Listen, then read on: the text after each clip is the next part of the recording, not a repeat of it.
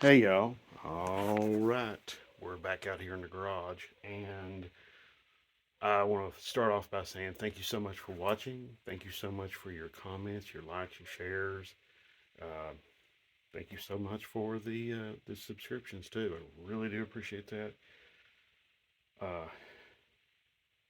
Almost about to hit 3,200 subscribers, so it's pretty crazy. It's just amazing. Anyway, I just want to say thank you for that, all of that. But just give you a little update on what's going on. Right side is back together. Um, Not completely finished here. I need to do an alignment. Of course, tires and wheels need to be bolted on, and everything else though is buttoned up. I have two grease guns, and this one's about 7 or 8 years old. It quit working about 4 or 5 months ago, and then I went and bought this one,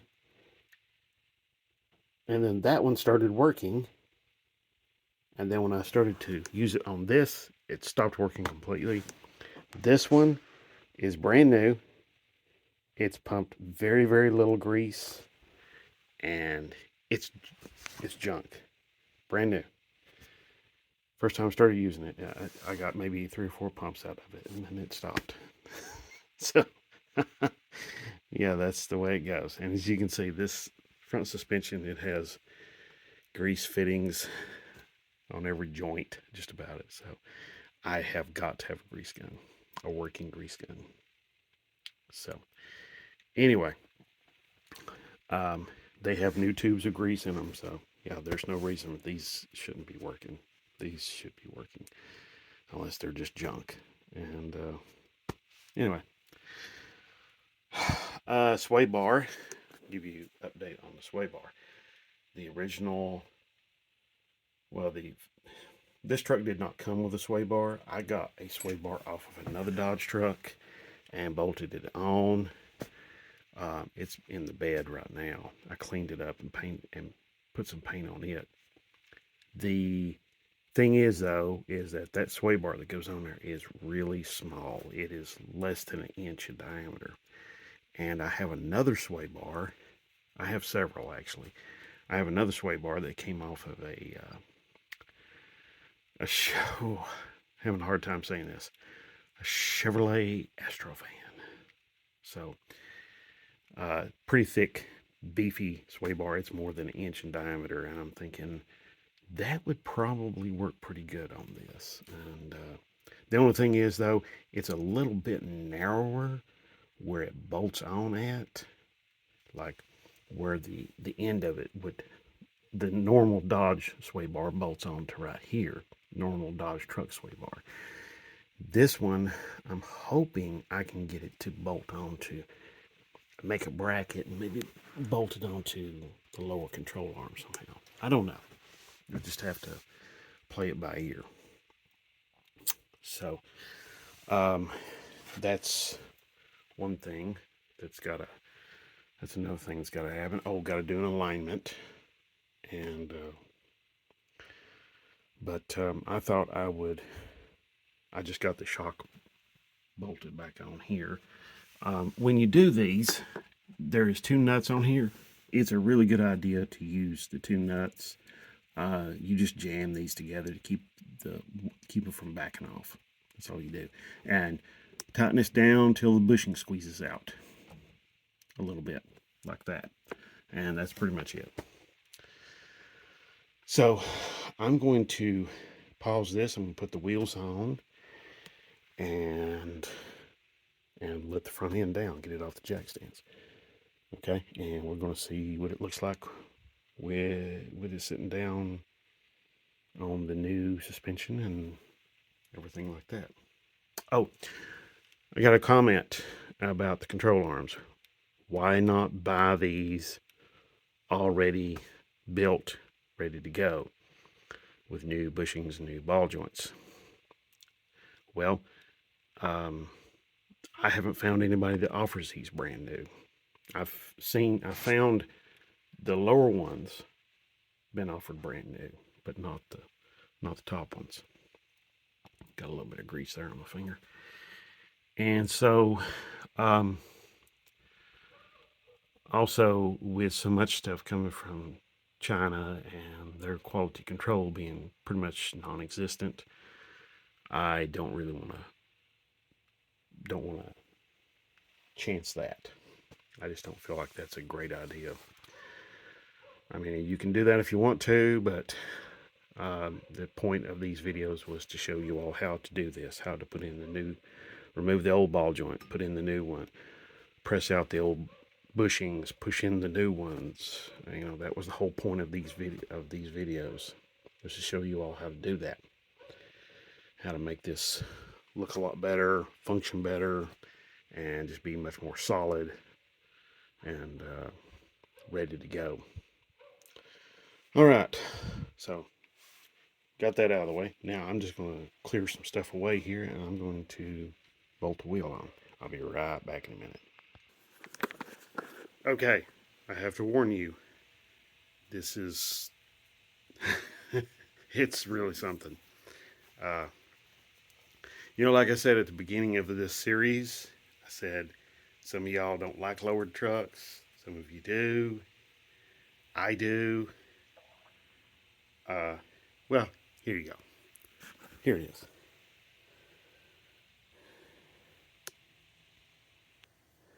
So back it up there. Did you see it? Kind of got, let's see, this side over here, the passenger side, right side. I mean, there's like clearance there, okay? I can stick my hand in there right up to here, you know, about up to the thumb. And yeah, don't do that, what I just did.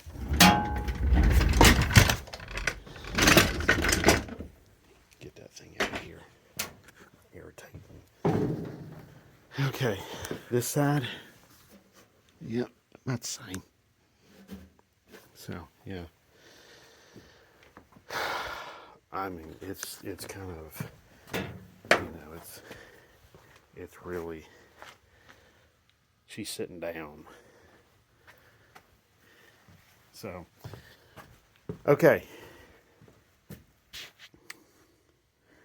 So, just kind of, I wasn't really preparing myself for how it's sitting now. I mean, I knew it was going to sit lower, but I mean, it's sitting much lower. You know, you don't think 2 inches is that much, but whew, it really dropped it down. I'll tell you what, let's take a measurement here of the rear of the front. I should have took a measurement before, but I just didn't think about it. So we're looking at the fender, we're looking at 28. Yeah, roughly, well, a little bit more than 28, maybe 28 and a quarter. And then over here, got to step around over everything. Pretty much the same thing. Yeah. So 28 and a quarter. Just rough measurement. All right. What's the rear end? Let's go take a look at the rear end. I need a lot. I think I've got a lot in my pocket. I do. Okay. So here we go. All right. Turn the light on so we can see. Don't have as much light on this side. So, all right, to the edge of the rusty fender lip. Wow. Okay, we're at 32 3/8. I don't know if you can see that all that well, but 32 3/8, that's what I'm reading. So let's go look at the other side. 32 3/8.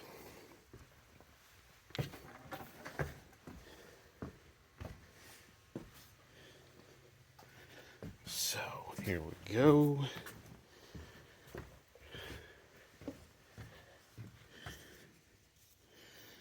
And try to set up the light over here.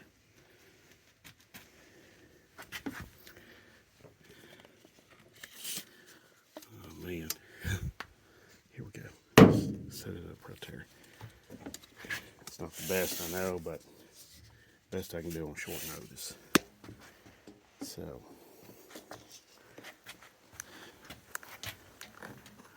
we're looking at almost 33 inches over here. Yeah. It's like 32 3/4. However, do keep in mind, this is a wood floor. It's not the most level or even, because there's like rough cut lumber in here, and then there's milled lumber, and there's just a little bit of everything. I mean, yeah, this isn't a nice, smooth, well laid out concrete floor by no stretch of the imagination. Yeah. So really the only thing left to do on the front end is to do some sort of backyard alignment so that I'm not just absolutely killing my tires. If you look at them right here, I don't know if you can tell on camera, but they're a little bit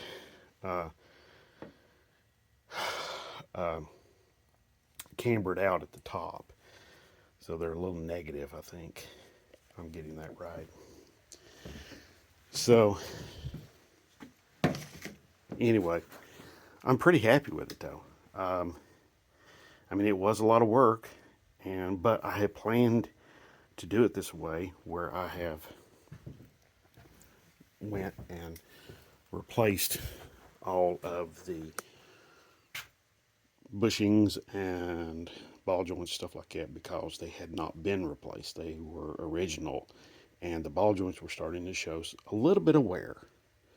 I could have went a little bit longer with them, but I felt like if I lower this thing with the original ball joints, especially the original top ball joint, and those are usually the ones, if they're going to go out, that's usually your first ones that's going to go out.